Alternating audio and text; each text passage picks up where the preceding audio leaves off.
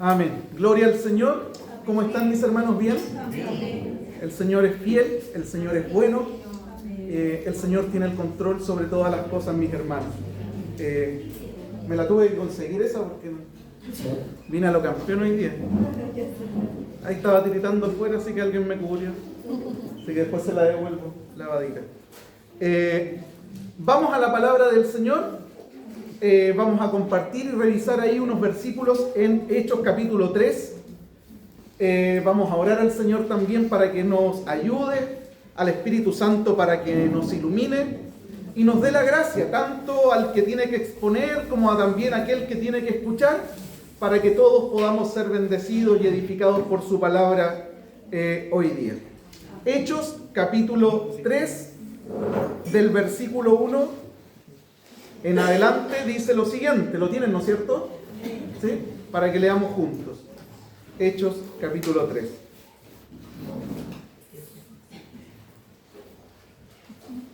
Dice: Pedro y Juan subían juntos al templo a la hora novena, la de la oración, y era traído un hombre cojo de nacimiento, a quien ponían cada día a la puerta del templo, que se llama La Hermosa, para que pidiese limosnas a los que entraban en el templo. Este, cuando vio a Pedro y a Juan que iban a entrar en el templo, les rogaba que le diesen limosna. Pedro, con Juan, fijando en él los ojos, le dijo: míranos. Entonces él les estuvo atento, esperando recibir de ellos algo. Mas Pedro dijo: no tengo plata ni oro, pero lo que tengo te doy. En el nombre de Jesucristo de Nazaret, levántate y anda. Y tomándole por la mano derecha, le levantó, y al momento se le afirmaron los pies y los tobillos. Y saltando se puso en pie y anduvo y entró con ellos en el templo, andando y saltando y alabando a Dios. Y todo el pueblo le vio andar y alabar a Dios, y le reconocían que era el que se sentaba a pedir limosna a la puerta del templo La Hermosa. Y se llenaron de asombro y espanto, admiración, dice la Nueva Biblia de la América. Se llenaron de asombro y admiración por lo que había sucedido. Y teniendo asido, tomado, aferrados a Pedro y a Juan, el cojo que había sido sanado, todo el pueblo atónito concurrió a ellos al pórtico que se llamaba de Salomón. Viendo esto, Pedro respondió al pueblo: varones israelitas, ¿por qué os maravilláis de esto? ¿O por qué ponéis los ojos en nosotros, como si por nuestro poder o piedad hubiésemos hecho andar a este? El Dios de Abraham, de Isaac y de Jacob, el Dios de nuestros padres, ha glorificado a su Hijo Jesús, a quien vosotros entregasteis y negasteis delante de Pilato, cuando éste había resuelto ponerle en libertad. Mas vosotros negasteis al santo y al justo, y pediste que se os diese un homicida, y matasteis al autor de la vida, a quien Dios ha resucitado de los muertos, de lo cual nosotros somos testigos. Y por la fe en su nombre, a este que vosotros veis y conocéis, le ha confirmado su nombre, y la fe que por él ha dado a este está completa sanidad en presencia de todos vosotros. Mas ahora, hermanos, sé que por ignorancia lo habéis hecho, como también vuestros gobernantes. Pero Dios ha cumplido así lo que había antes anunciado por boca de sus profetas, que su Cristo había de padecer. Así que arrepentíos y convertíos para que sean borrados vuestros pecados, para que vengan de la presencia del Señor tiempos de refrigerio, y Él envía a Jesucristo que os fue antes anunciado, a quien de cierto es necesario que el cielo reciba hasta los tiempos de la restauración de todas las cosas, de que habló Dios por boca de sus santos profetas que han sido desde tiempos antiguos. Porque Moisés dijo a los padres: el Señor vuestro Dios os levantará profeta de entre vuestros hermanos como a mí. A él oiréis en todas las cosas que os hable. Y toda alma que no oiga a aquel profeta será desarraigada del pueblo. y todos los profetas desde Samuel en adelante, cuantos han hablado, también han anunciado estos días. Vosotros sois los hijos de los profetas y del pacto que Dios hizo con vuestros padres, diciendo a Abraham: en tu simiente serán benditas todas las familias de la tierra.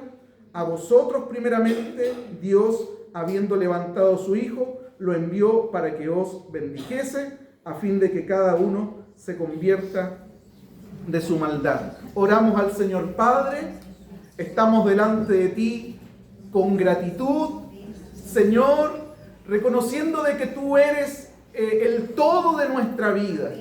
Tú tienes el control sobre todas las cosas. Podemos estar tranquilos, podemos dormir tranquilos, porque nuestra esperanza no descansa ni en la política, ni en la economía, ni en la estabilidad social. Nuestra confianza está puesta en ti, en el Dios inconmovible, aquel que nada ni nadie lo puede superar. En esa esperanza, en esa confianza nosotros vivimos y nos alegramos. Y en esta hora te pedimos, Señor, con todo nuestro corazón, abre nuestro entendimiento, que nuestra mente pequeña, limitada, Señor, sea removida por el Dios tremendo e ilimitado por intermedio de su palabra. Que tu Espíritu Santo se mueva libremente en medio de cada fila, de cada silla, de cada necesidad. Tú haces eso, Señor. Te paseas y ministras a cada uno en lo particular. Eso fue lo que vio el apóstol Juan en Apocalipsis 1. Uno semejante al Hijo del Hombre, paseándose en medio de los candelabros, Señor. Así tú te mueves en medio de tu iglesia, Señor, para bendecir a aquellos que tú has convocado para hacerles bien, Señor, a tu iglesia y a tu pueblo. En el nombre de Jesús te damos toda la gloria, Señor. Amén. Amén. Este capítulo 3, mi hermano, termina en el 4, por lo tanto, no hemos leído la historia completa. Si quisiéramos leer la historia completa, que son como dominós, que comienzan con el hecho del cojo a la puerta del templo, pero que ese hecho milagroso, sobrenatural, tremendo, va desencadenando otras cosas que van de la mano, que es muy difícil poder sacarlas. Por lo tanto, si en algún momento tenemos que leer estos pasajes, se recomienda leer el capítulo 3 y el 4 completo para poder tener la panorámica total. Ahora nosotros hemos leído solamente el capítulo 3 porque tal vez el próximo domingo vamos a continuar con el 4 para cerrar el cuadro completo, pero nos vamos a detener hoy día y vamos a partir en el capítulo 3. A modo de recuento, nosotros en otras ocasiones hemos estado hablando del libro de los Hechos. En el capítulo 1, uno de los asuntos importantes que muchas veces se pasa de largo ese capítulo, se pasa de largo porque queremos rápido llegar al capítulo 2, porque en el capítulo 2 descendió el Espíritu Santo, entonces yo quiero ir para allá. Y nos pasamos de largo el capítulo 1 pensando que en el capítulo 1 no hay cosas importantes para nuestra vida, y hay cosas fundamentales en el capítulo 1. En el capítulo 1, los discípulos, miren, pónganse en este cuadro, mis hermanos, los discípulos fueron discipulados, los apóstoles, por Jesús durante 40 días. El Señor se encargó de hablarles acerca del reino de Dios, dice Hechos capítulo 1, pero Lucas 24 nos dice que nos da más luces acerca de lo que les enseñó. En otras palabras, los discípulos en esos 40 días fueron enseñados por el mismo Jesús acerca de cómo todas las profecías del Antiguo Testamento se cumplían en Él, cómo Él era el Mesías, el Salvador. Por lo tanto, ese día, en esos 40 días, el entendimiento de los discípulos se abrió como nunca antes había abierto. El entendimiento y la comprensión que ellos manifestaron en los evangelios, una comprensión difusa, nublada, turbada. En ese momento, como lo hemos dicho gráficamente, ellos están viendo en HD todo lo que en un momento lo veían como borroso. Imagínate, esa convicción en los discípulos fue lo que los llevó en unos días más adelante a dotarlos de valentía para poder predicar en el nombre de Jesús sin el miedo de que sus vidas fueran puestas en riesgo. Entonces nosotros tenemos en Hechos capítulo 1 a estos discípulos discipulados por el Señor. Tenemos a estos hombres que tuvieron ese encuentro con el Cristo resucitado y que en algún momento se los podía haber comido la ansiedad, porque también tenían un mandato de ir a predicar. Y ellos podían haber dicho, ahora que tenemos todo claro, vamos a predicar. Ahora que tenemos todo clarísimo, vamos a hacer la obra que nos fue encomendada. Pero ellos decidieron obedecer el mandato de esperar. Y ese mandato de esperar, nosotros decíamos hace tiempo atrás que tiene una razón de ser.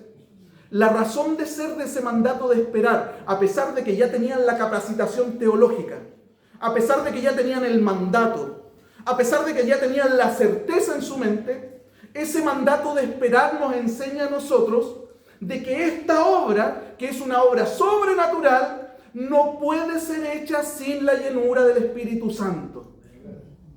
No puede ser hecha solamente con preparación teológica, con instituto bíblico. O no puede ser hecha solamente con una convicción humana en el corazón, sino que Él los hace esperar para mostrarles específicamente que esta obra espiritual se lleva adelante en el Espíritu. Capítulo 1 del libro de los Hechos. Luego de esa espera, en el capítulo 2, nosotros vemos al Espíritu Santo descendiendo con poder y autoridad en Pentecostés. 120 personas son llenas del Espíritu Santo. Y ese día no solamente estamos en presencia de un derramamiento o de un avivamiento del Espíritu Santo, sino que ese día estamos en presencia de algo glorioso que hemos venido hablando hace semanas. Estamos en presencia del nacimiento de la iglesia de Cristo. Ese es el día cuando nace la iglesia de Cristo. Ese es el origen de cualquier iglesia cristiana. Y nosotros decíamos que tenemos dos historias. Y cuando alguien quisiera demandarnos, oye, cuéntame la historia de la ADD Tiempo de Dios, tendríamos que remontarnos al 2009, tendríamos que remontarnos a los hechos que ocurrieron en el 2009, pero esa es la historia corta de la Iglesia Asamblea de Dios Tiempo de Dios. Porque la historia larga es que esta iglesia nació en Pentecostés, en el capítulo 2, en el libro de los Hechos. Ese día nace con poder la iglesia de Jesucristo. Y otro hecho importante que marca ese día es que ese día se pone oficialmente en marcha. Oficialmente en marcha se le da el vamos a la misión de la iglesia, que es ir y predicar el evangelio hasta lo último de la tierra. Eso ha pasado hasta ahora. Y ahora nos vamos al capítulo 3. Y el capítulo 3 comienza con Pedro y con Juan haciendo algo que es recurrente para la iglesia del primer siglo. ¿Se acuerdan que los hermanos del primer siglo, estos 3.000 que llegaron, producto de la predicación de Pedro en Hechos capítulo 2, comenzaron a tener unas prácticas particulares que las explica el mismo Hechos capítulo 2? Dice que estos hermanos comenzaron a perseverar en la doctrina de los apóstoles, comenzaron a perseverar en la comunión unos con otros, comenzaron a perseverar en el partimiento del pan, y lo cuarto, en las oraciones. Pedro y Juan van a algo que es habitual para ellos, al momento de la oración. Van al templo. Dice el versículo 1 que era la hora novena, aproximadamente las 3 de la tarde. Habían 2 horas más también en que los discípulos iban a orar. A las 9 de la mañana, a las 12 del mediodía y a las 3 de la tarde. Pedro y Juan van a la hora novena, que es las 3 de la tarde, a orar. ¿Por qué van a orar? Porque para los hermanos de la iglesia del primer siglo la oración es parte de sus vidas. Porque para los hermanos de la iglesia del primer siglo la oración es una práctica que adquirió tanta importancia que no se limitó solamente a ser una práctica individual, sino que también pasó a ser una práctica colectiva. Y nosotros cuando leemos el libro de los Hechos, nos damos cuenta en muchos capítulos cómo esta práctica habitual nos queda de registro para nosotros como evidencia y como testimonio y como ejemplo para que nosotros también podamos valorar y seguir esta práctica. En el capítulo 1, en el libro de los Hechos, ¿qué estaban haciendo los discípulos en esos 10 días desde la ascensión hasta el derramamiento del Espíritu Santo? Hermano, orando. No estaban esperando solamente, sino que esperando en oración. En Hechos capítulo 2 dice que los primeros creyentes perseveraban, como lo dijimos hace unos minutos, ¿en qué? Perseveraban en la oración. En Hechos capítulo 4, cuando termina este relato que comienza en el 3, cuando son liberados de la cárcel, lo primero que hacen estos hermanos, Pedro y Juan, con los hermanos de la iglesia de Jerusalén, es orar al Señor para que los envista de valentía y sus labios no se cierren para seguir proclamando el Evangelio. En Hechos capítulo 6, los apóstoles destacan la importancia de la palabra y la oración cuando comienza a crecer el número de los discípulos y dicen, no es necesario que nosotros dejemos la palabra y la oración para servir las mesas, y ahí delegan trabajo y nace lo que hoy día conocemos como el diaconado, poniendo énfasis en la importancia de la oración. En Hechos capítulo 12 la iglesia ora cuando Pedro estaba preso. En Hechos capítulo 13 la iglesia ora y ayuna antes de enviar a Bernabé y a Pablo en el que va a ser el primer viaje misionero. Esto suma y sigue, mis hermanos, porque nos enseña lo importante y lo fundamental para nuestra vida espiritual, que es la oración. No sé si me siguen con la idea. La oración fortalece nuestra relación con Él. La oración, mis hermanos, fortalece nuestra unidad en la iglesia. A través de la oración manifestamos nuestra dependencia de Él. Jesús, los apóstoles, los hermanos de la iglesia del primer siglo son para nosotros un ejemplo de oración. Paréntesis, mis hermanos, antes de pasar al versículo 2. ¿Cómo está nuestra vida de oración? Acabamos de invertir 3-4 minutos en dar la importancia de lo que significa de la oración. La pregunta ahora viene de cajón para nosotros: ¿cómo está nuestra vida de oración? ¿Cuál es el horario del día en donde tú apartas para tener comunión personal con Él?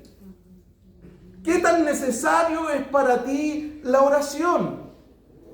Muchas veces, mis hermanos, muchas veces, y no pretendo generalizar, pero en muchas ocasiones, cuando algún hombre o una mujer de Dios pasa por momentos de debilidad espiritual, no es otra cosa sino por falta de oración y de lectura de la palabra.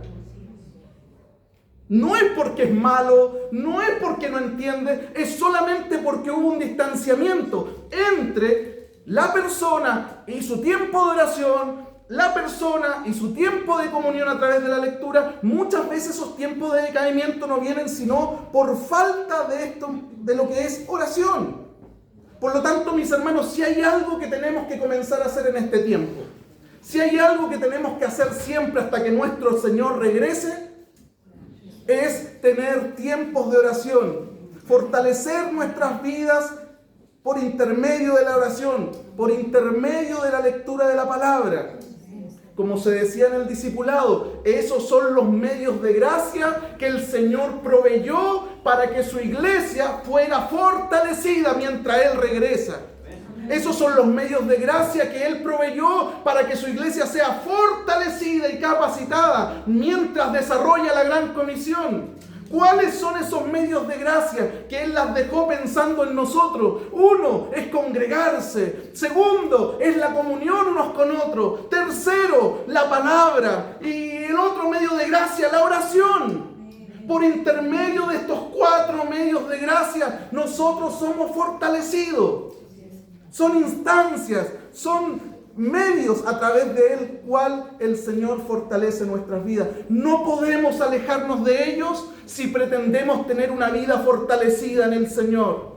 No puedo despegarme de la comunión unos con otros, no puedo despegarme de congregarme, no puedo despegarme de la lectura de la palabra y no puedo despegarme de la oración. Son los medios que Él proveyó, mi hermano, para que tú y yo podamos avanzar fortalecidos en Él y cumplamos la gran comisión y podamos perseverar hasta que Él vuelva. Amén. Amén. Amén. Pedro y Juan iban al templo a orar y antes de entrar se encuentran con un cojo. Versículo 2. Y era traído un hombre cojo de nacimiento, a quien ponían cada día a la puerta del templo que se llama La Hermosa, para que pidiese limosna a los que entraban en el templo. El versículo 2 nos entrega algunos datos de este hombre que estaba a la puerta. Primero nos dice que era un hombre cojo de nacimiento. Eso quiere decir que él nació así, que él no está en esa condición producto de un accidente o de alguna enfermedad. Él, desde que salió del vientre de su madre, él nació con esta incapacidad en su cuerpo. Eso nos dice Hechos capítulo 3, versículo 2. Pero el escritor del libro de los Hechos, Lucas, en el capítulo 4, versículo 22, nos entrega otro dato adicional acerca de este cojo. Nos dice en ese versículo que él tenía más de 40 años. Más de 40 años. Ahora, este hombre dependía total y absolutamente de otros para poder subsistir. El versículo 2 dice que cada día era llevado por otros a la puerta del templo que se llama La Hermosa con el propósito de que pidiese limosnas, y así transcurrió la vida de este hombre por más de 4 décadas. Este hombre dependió de la compasión de otros que lo llevaran día tras día al mismo lugar, con una vida totalmente monótona, sin esperanza, con la misma necesidad, sentado a la puerta del templo, pero sin poder entrar. ¿Por qué? Por causa de su condición. Ahora, mis hermanos, quiero que nos pongamos un ratito en las sandalias de este hombre. Porque hasta cierto punto creo que él no estaba solamente paralizado de sus pies, sino un poquito más. Que esa incapacidad física también se trasladó y se convirtió en una incapacidad espiritual.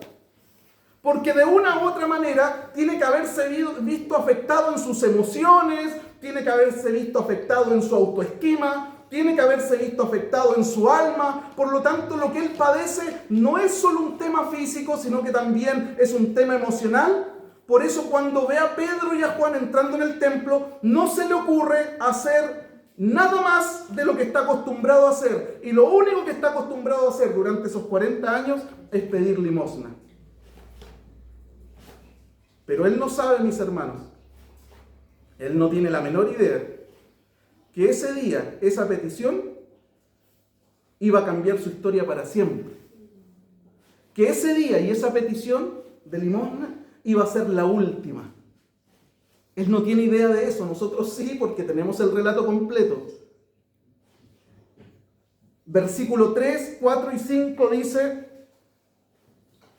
cuando vio a Pedro y a Juan que iban a entrar en el templo, les rogaba que le diese limosna. Pedro, con Juan fijando en él los ojos, le dijo: míranos. Entonces él les estuvo atento, esperando recibir de ellos algo. Hermano, nos resulta a nosotros muchas veces muy fácil, en ocasiones, pasar por alto la necesidad de otros. Nos resulta muy fácil, como seres humanos con una naturaleza caída dentro de nosotros, muchas veces mirar para el lado cuando hay necesidad. Y a veces, cuando Dios permite que no miremos para el lado y Dios nos pone frente a frente con la necesidad, hacemos una finta a lo Messi: desmarcarme de esa necesidad, pum, y tocársela a otro para que ese otro cubra la necesidad. Porque como hombres somos fáciles para mirar para el lado. Pero hay ocasiones que Dios no permite que miremos para el lado, nos pone la necesidad frente a frente. ¿Y qué hacemos? Muchas veces le hacemos la finta, como acabo de decir, y le traspasamos la necesidad a otro para que otro la cubra, para que otro la supla, para que otro lo atienda, para que otro lo ayude. Como la operadora de teléfono: no corte, le vamos a transferir, pum. Hermano, mira lo que pasa acá. Cuando Dios te permite a ti ver una necesidad, el primero que tiene que hacer algo con respecto a esa necesidad eres tú. Dios te permitió verla a ti porque algo quiere hacer contigo. Mira, sígueme en esta idea. Luego que tú hagas algo por esa necesidad, tú puedes invitar a otro, sensibilizar a otro, movilizar a otro, como lo hacen los hermanos de misiones. Los hermanos de misiones, ellos, por ejemplo, yo nunca me caractericé por tener un corazón muy misionero que digamos, pero hay gente dentro de la iglesia que el Señor le da esa gracia, le da esa necesidad y ellos trabajan para misiones. Y una vez que trabajan para misiones, ellos comienzan a sensibilizar al resto, comienzan a motivar al resto, comienzan a ser parte al resto. Y al final los que no teníamos idea de misiones, terminamos sabiendo misiones por la pasión que Dios puso en los otros por misiones. ¿Sí o no? Entonces hay ocasiones de que Dios te va a poner frente a una necesidad para que tú abordes esa necesidad, para que tu corazón sea traspasado por esa necesidad. Y luego que tú haces algo, comienzas también a sensibilizar al otro, a motivar al otro, a involucrar a otros. Y así, hermanos míos, es como mucha gente ha descubierto su gracia, su ministerio, su don y su llamado dentro de las iglesias.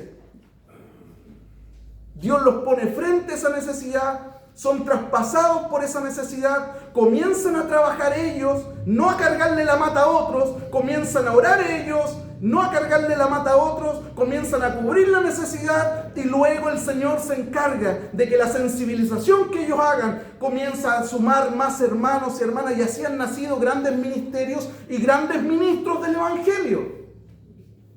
¿Cuántos dicen amén?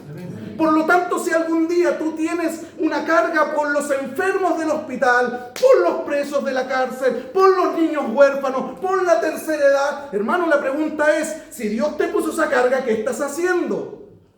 No es que el pastor tiene que ir a la cárcel, el pastor tiene que ir al hospital, el pastor tiene que ir al puente, el pastor tiene que ir donde los adultos mayores, el pastor tiene que...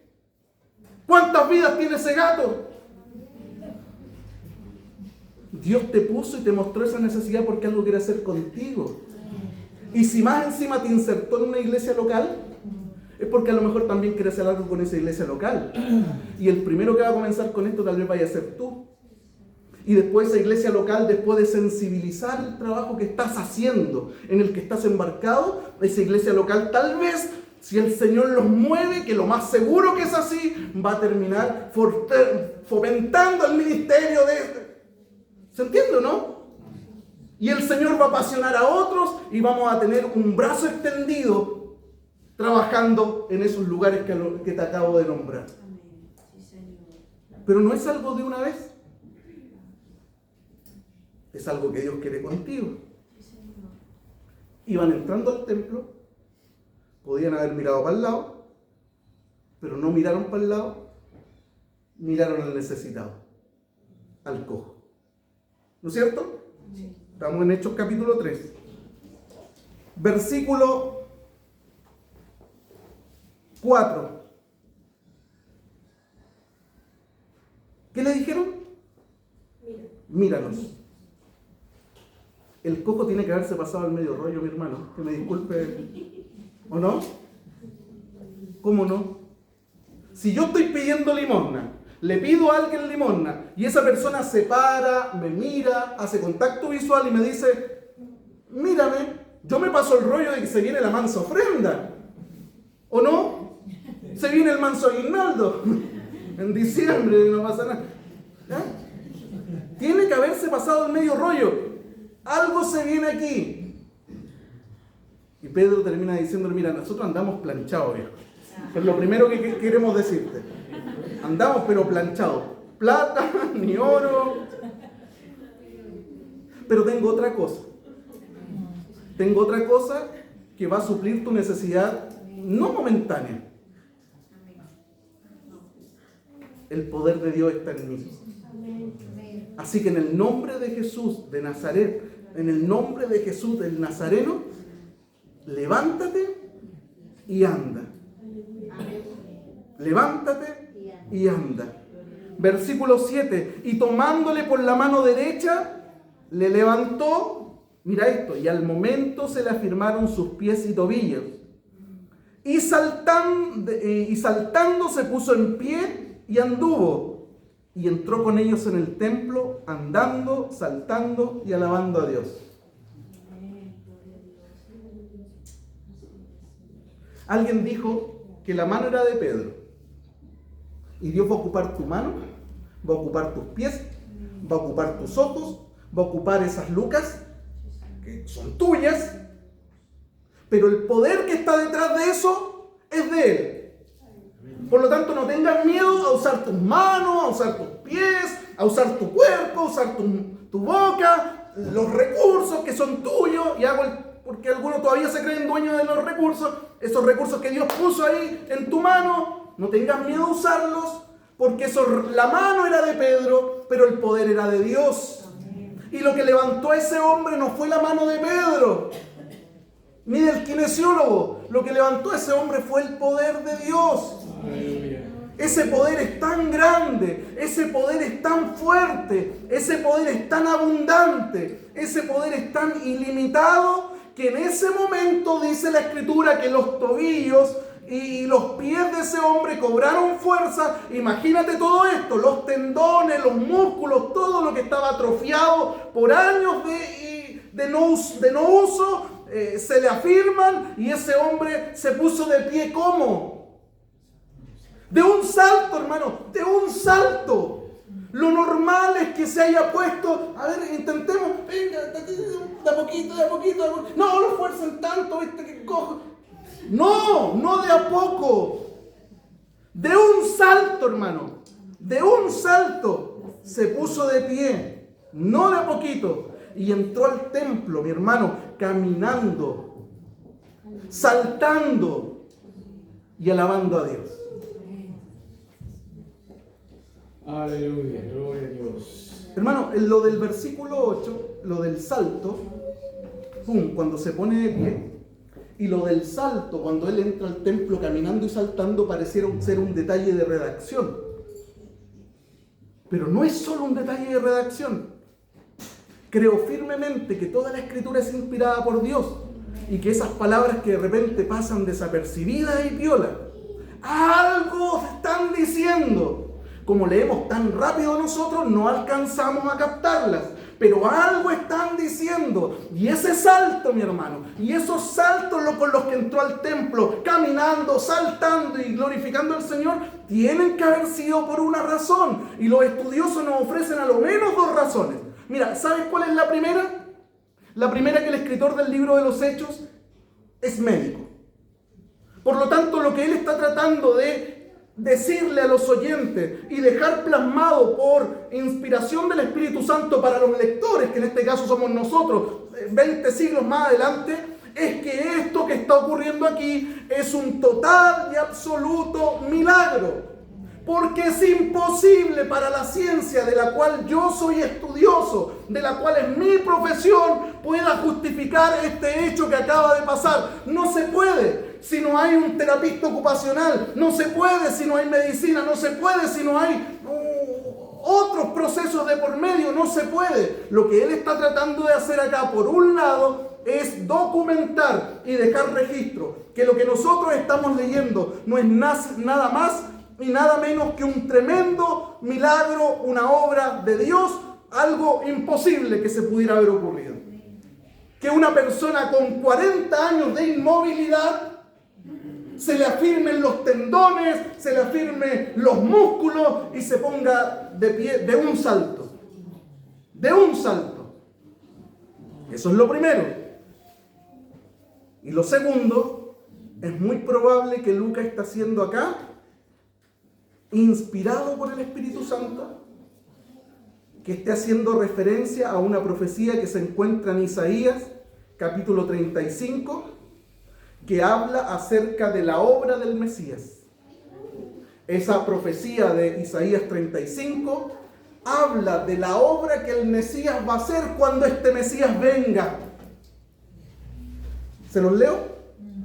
Versículo 4 y 5, ponga atención. Digan a los de corazón temeroso, sean fuertes, no tengan miedo. Su Dios vendrá con venganza, con retribución divina vendrá para salvarlos. Versículo 5. Entonces, cuando este Mesías venga, cuando este Mesías llegue, cuando este Mesías se manifieste en medio nuestro, entonces mira lo que va a pasar. Mira lo que va a pasar. Los ojos de los ciegos serán abiertos. Los oídos de los sordos se van a abrir. Entonces el cojo saltará como un ciervo. El cojo saltará como un ciervo, para los que no captaron la idea. Y la lengua de los mudos cantará. ¿Cuántos dicen amén? No es casualidad de los saltos de este hombre. Es que cuando venga el Mesías, los cojos saltarán como ciervos, como cervatillos. Yo, de mis 3 hijas, hay una que yo la conozco cuando está feliz. Yo sé cuando está feliz por algo. Y le digo, mira Pauli, está contenta la niña. Ah, era la niña, era la Pauli la que estaba saltando. Mira Pauli, está contenta la niña. ¿Sabe por qué? Porque ella salta y camina como dando saltitos. Hermano, este hombre estaba feliz. Entró al templo caminando, saltando y dando gloria al Señor. Toda la gente que estaba ahí en el templo, mi hermano, había visto a Jesús, o de primera fuente lo menos habían oído de él, cómo sanó enfermos, cómo dio vista a los ciegos, cómo destapó oídos de gente sorda, cómo levantó a paralíticos, cómo resucitó a muertos, cómo sanó a leprosos. Mucho de la gente que estaba ahí en Jerusalén ese día había sido testigo ocular o testimonial por algún familiar, algo increíble para ellos, de cómo este Jesús había hecho sarta de milagros. Y ahora, ese día, la gente está viendo los mismos milagros que hizo Jesús, pero ahora lo está viendo a través de los apóstoles. Lo está viendo a través de sus seguidores, a través de estos 12. Este cojo está saltando como un ciervo. Por primera vez en su vida está feliz. Por primera vez en su vida este hombre tiene acceso al templo. Y como ya lo vimos en el versículo 8, entra de pie, no arrastrándose, entra saltando y entra alabando a Dios. ¿Cómo reaccionó la gente que vio esto? Veámoslo. Versículo 9 y 10. Y todo el pueblo le vio andar y alabar a Dios, y le reconocían que era el que se sentaba a pedir limosna a la puerta del templo de la Hermosa. Y se llenaron de asombro, y la Reina Valera dice espanto, pero la Nueva Biblia de las Américas traduce ese espanto como admiración. Se llenaron de asombro y de admiración por esto que había ocurrido. Asombro, admiración por tamaño milagro. Mi hermano, la gente sabía que eso que estaban viendo no era un tongo. La gente sabía que eso que estaban viendo no era el cuento del tío. La gente sabía que eso que estaban viendo no era un montaje teatral. La gente sabía que lo que acaba de presenciar es un milagro. ¿Cuál es la evidencia de que ellos conocían a ese hombre que había estado por más de 40 años, dice Hechos 4:22, sentado a la entrada del templo, de la puerta del templo de la Hermosa? Algo muy distinto a lo que pasó en Juan capítulo 9. ¿Se acuerdan en Juan capítulo 9 cuando el Señor sana a un ciego de nacimiento? Escupa al suelo, barrito, en los ojos, anda a lavarte el estanque de Siloé y este hombre recibe la vista. ¿Qué dijeron los líderes religiosos de ese milagro? Capítulo 9 del libro de Juan dice que no lo compraron el milagro. Dijeron, parafraseándolo, esta cuestión es un tongo de él y de sus seguidores. Andan montando gente con manos chuecas, después lo hacen pasar adelante, lo hacen estirar. Están montando un show, estos tipos quieren ganar popularidad. Están estirando piernas, están estirando brazos. Es un tongo esta cuestión. Están todos mojados. Ese nunca ha sido ciego. Eso pensaron ellos, mis hermanos. A tal punto que tuvieron que llamar a los papás del ciego para preguntarle, ¿ese que está ahí quién es? ¿Es su hijo? Sí. ¿Su hijo nació ciego? Sí. ¿Y por qué ahora está viendo? Los papás le dijeron, mire, Yo los conozco a ustedes, las ratas que son. Si digo que sí, me van a agarrar. Señor, él es mayor de edad, pregúntenle a él. Y se libraron los papás. Pero lo que les estoy mostrando es que en Juan capítulo 9 pensaron que era un tongo. No fue un tongo, menos. Ellos sabían, conocían a este cojo de toda la vida y ahora lo veían de pie, caminando, saltando. Hermanos, ese día Jesús no solo sanó físicamente a este hombre, sino que restauró por completo su cuerpo y su alma. Ahora este hombre que había vivido toda la vida en total desesperanza, en total tristeza, en total angustia, lo vemos lleno de gozo, saltando como un cabro chico, como un cordero, y alabando a Dios, glorificando a Dios. ¿Y qué pasó con la gente?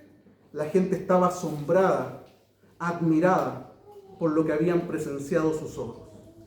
No había cómo desacreditar este hecho. Ahora Pedro, viendo la reacción de la gente, aprovecha la oportunidad. Aprovecha la oportunidad igual como la aprovechó en Hechos capítulo 2. ¿Se acuerdan que en Hechos capítulo 2 descendió el Espíritu Santo y la reacción de la gente fue mixta? Por un lado, respondieron con asombro, preguntándose y cuestionando, ¿qué significa esto? ¿Hay alguna señal detrás de esto? ¿Qué querrá decir esto que está pasando? Porque a estos hombres los estamos escuchando en nuestras lenguas nativas, en nuestros idiomas de nacimiento. Gente demandando una explicación y por otro lado otros burlándose. Y en ese contexto es que Pedro toma la palabra en Hechos capítulo 2 y les predica la palabra, el mensaje poderoso que transforma vidas. Y ese día el Espíritu Santo usa esa palabra y se convirtieron 3.000 personas y fueron añadidos a la iglesia local de Jerusalén. Bueno, pasó lo mismo. Este hecho a la vista de todos, generando asombro y admiración, Pedro se pone de pie nuevamente. ¿Y qué hace? Al igual que en Hechos 2, Pedro les predica la palabra del Señor y ese día terminan convertidos 5.000 personas, dice Hechos capítulo 4. ¿Qué les predicó Pedro ese día? Miren lo que les predicó. Versículo 11.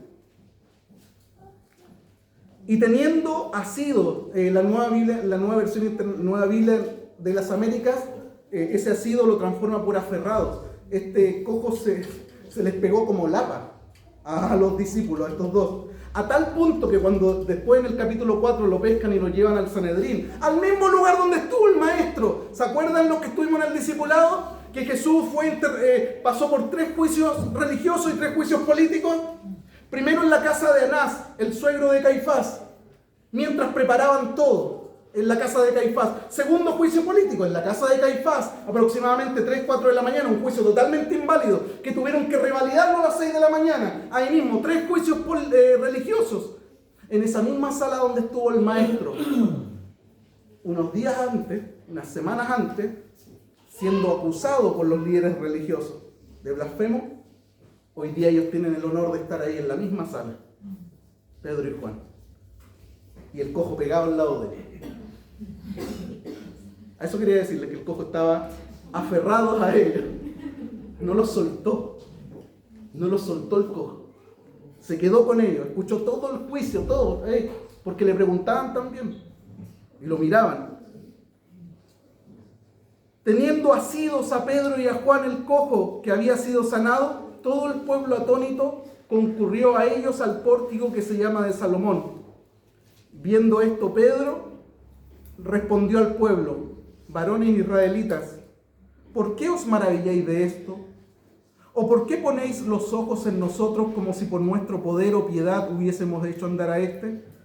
El Dios de Abraham, de Isaac y de Jacob, el Dios de nuestros padres, ha glorificado a su Hijo Jesús, a quien vosotros entregasteis y negasteis delante de Pilato cuando éste había resuelto ponerle en libertad. ¿Se acuerdan, mis hermanos, en el discipulado?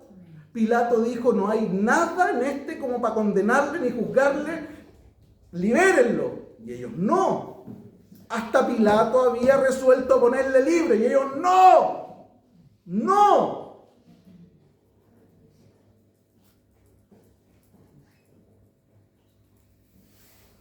En la versión Reina Valera, ese negaste es la misma palabra que se usa en Marcos capítulo 14 para referirse a la negación de Pedro. ¿Se acuerdan que Pedro lo negó?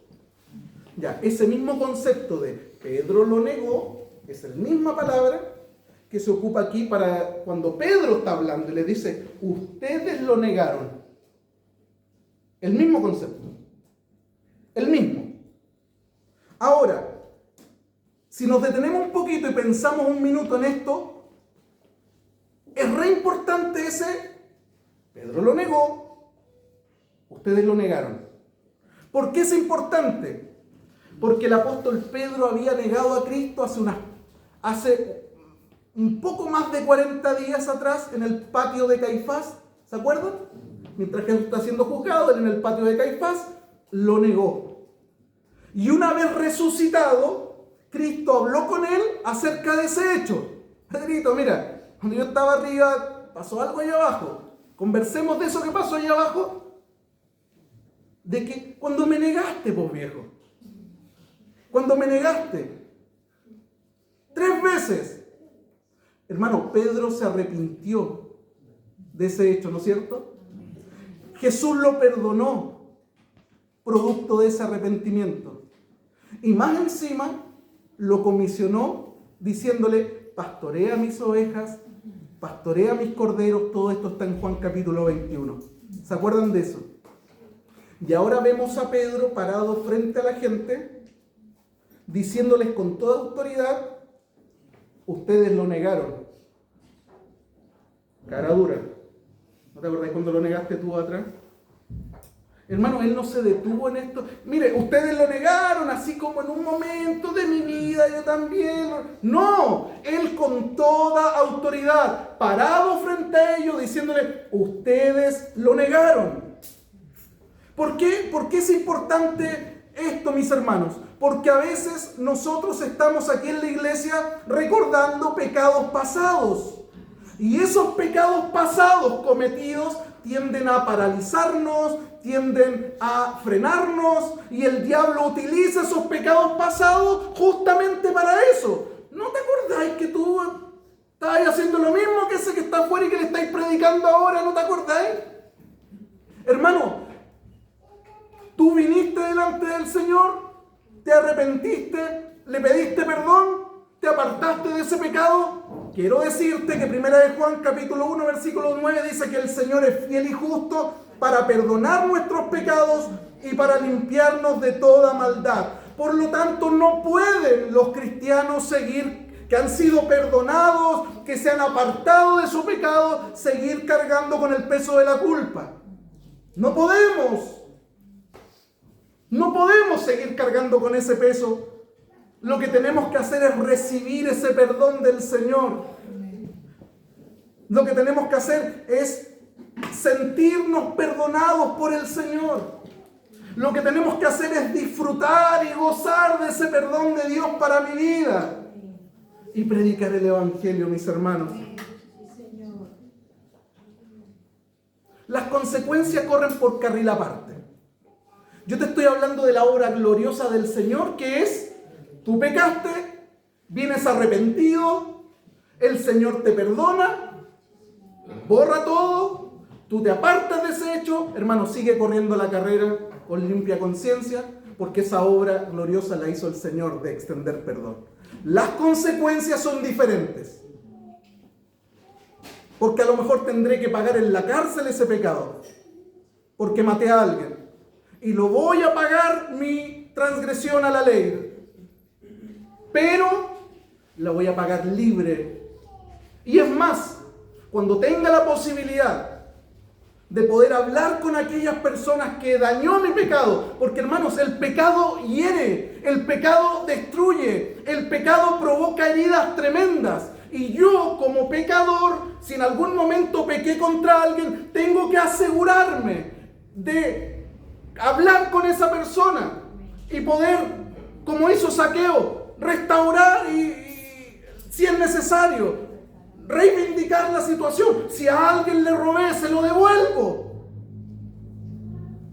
Porque por un lado fuiste perdonado, absolutamente. Pero por otro lado, los pecados siempre van a tener consecuencias asociadas.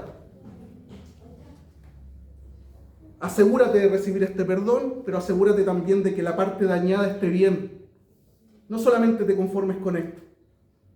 Asegúrate que la parte herida pueda tener alivio a esa herida también, producto de tu pecado. Eso se llama restitución. Y es lo que hizo Zaqueo cuando encontró la gracia perdonadora del Señor. A los que le he defraudado y a los que le he robado, yo le devolveré ese robo.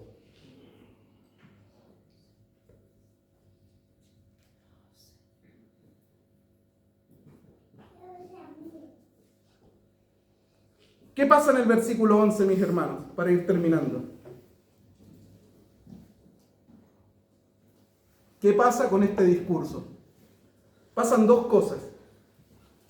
Lo primero que hace aquí el apóstol Pedro, en el versículo 12, que dice: viendo esto, Pedro respondió al pueblo: varones israelitas, ¿por qué os maravilláis de esto? ¿Por qué ponéis los ojos en nosotros? Como que si por nuestro poder o piedad, porque somos buenos nosotros, hicimos esto, hicimos andar a este. Lo primero que el apóstol Pedro hace aquí, en el versículo 12, es desviar la atención de la gente hacia Jesús y no hacia ellos. ¿Te diste cuenta, no? Desviar la atención a Jesús y no hacia ellos.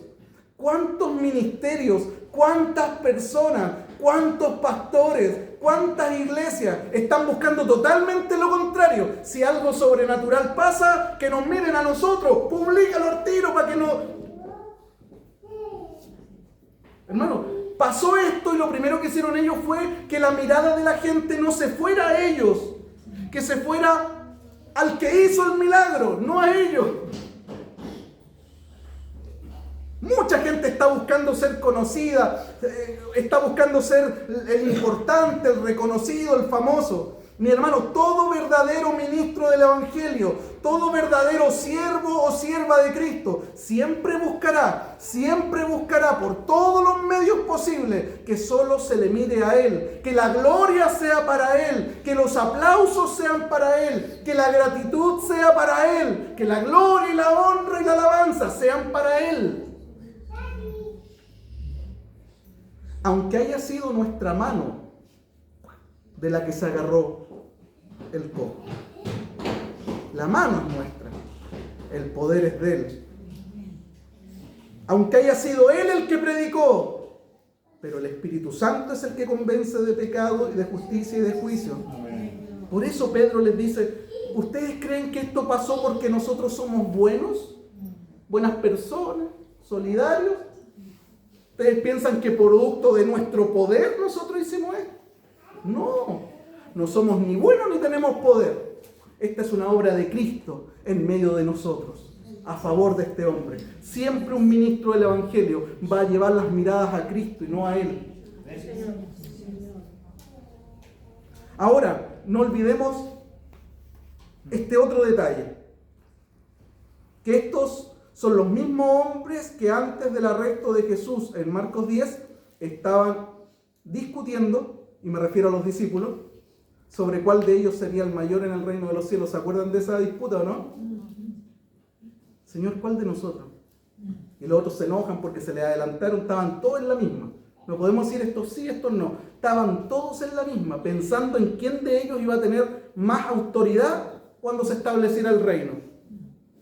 Y ahora estos hombres que estaban pensando así en Marcos 10, están pensando de un modo totalmente diferente. Los vemos buscando la gloria de Dios y no la suya propia.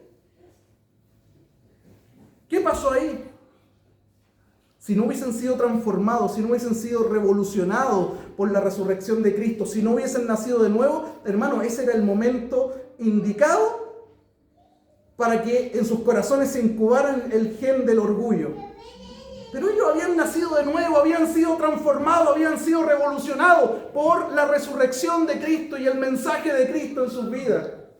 Por eso ahora Ellos entienden de que el único que se merece la gloria y la honra es el Señor. Desvía las miradas hacia Él y no hacia ellos, y lo segundo que hace es apelar al pacto que Dios hizo con Abraham e Isaac para conectar a Jesús con la historia de la redención. En el versículo 13 les dice: el Dios de Abraham, de Isaac y de Jacob, el Dios de nuestros padres, ha glorificado a su Hijo Jesús, a quien vosotros entregasteis y negasteis delante de Pilato, cuando éste había resuelto ponerle en libertad. En otras palabras, Dios ha cumplido en Jesús aquello que prometió a nuestros padres en la antigüedad. ¿Y qué le prometió a nuestros padres en la antigüedad? Que nos enviaría un Salvador, un Redentor, un Mesías. ¿Y qué hicieron ustedes con ese enviado de Dios, con ese Salvador, con ese Redentor y ese Mesías? Versículo 15, lo mataron. ¿Qué valor? El mismo valor que exhibió en Hechos capítulo 2, cuando también les dice la misma palabra: ustedes lo mataron. El mensaje de Pedro fue directo, tanto en el capítulo 2 como en el capítulo 3. Ustedes lo entregaron, ustedes lo negaron en presencia de Pilato, ustedes pidieron que se soltara un homicida, ustedes pidieron que fuera crucificado, ustedes mataron al autor de la vida. Lo importante es que este mensaje no termina aquí, varones de Israel, porque a ese que ustedes mataron, Dios el Padre lo resucitó de entre los muertos, y nosotros somos testigos oculares de esa resurrección. Y es por la fe en ese resucitado, en Jesús el Nazareno, que este hombre que ustedes ven aquí está sano. Y esa misma sanidad que este hombre ha experimentado, esa misma restauración que este hombre ha experimentado, este mismo perdón que este hombre ha experimentado, está disponible para todos ustedes también si se arrepienten y ponen su fe en Él. Por eso en el versículo 19 dice: así que arrepentíos y convertíos, para que sean borrados vuestros pecados y vengan de la presencia de Dios tiempos de refrigerio. Amén. Mis hermanos, luego más adelante, después del versículo 19, Pedro les cita Deuteronomio 18, les cita Génesis 22, así como en el capítulo 2, en el discurso, les citó Salmo 16, Salmo 110, Joel capítulo 2. Pedro está lleno de la palabra y utiliza la palabra para poder justificarle a esos hombres, que muchos de ellos conocen las Escrituras, de que este hombre es el Mesías. Y a Él tenemos que servir y a Él tenemos que adorar. Y es producto de esa predicación que 5.000 en el capítulo 4 llegan al Evangelio. Uno pensaría que después de este milagro tremendo y que después de esta predicación poderosa, todos se convirtieron, pero no es así. Siempre hay gente que cierra su corazón al mensaje. Siempre hay gente que, a pesar de estar frente al milagro, su orgullo pesa más, su ego pesa más. Estos líderes religiosos estuvieron frente al autor de la vida, viendo sus milagros de manera evidente, pero para ellos pesó mucho más el negocio del templo. El templo y la religión judía para ellos era un negocio. Caifás no era de la línea de Aarón. Había dinero de por medio para comprar ese puesto, y así fue. Hacían negocio con el templo, arrendando en pequeños negocios un lugar que estaba destinado para otras personas. Pero ellos tenían montado negocios dentro del templo. Por lo tanto, para mucha gente siempre va a ser más atractivo mantener su estatus, mantener su posición, mantener su estilo de vida, que rendirse al Señor y poner todo en sus manos. Siempre va a haber gente que va a hacer eso. Hermano, por más plata que tú tengas, lo mejor que nos puede pasar es rendirnos por completo ante su señorío y hacia su autoridad. Póngase de pie, por favor. Oremos al Señor, démosle gracias. Próximo domingo vamos a ver qué pasó después de esto, cuando lo agarran las autoridades y les piden explicaciones. Cierre sus ojos ahí en el lugar donde está. Aproveche estos últimos minutos antes de que nos retiremos para nuestra casa. Tenga un momento con su Señor. Si el Señor ha hablado a su vida, cierre sus ojos, adórele,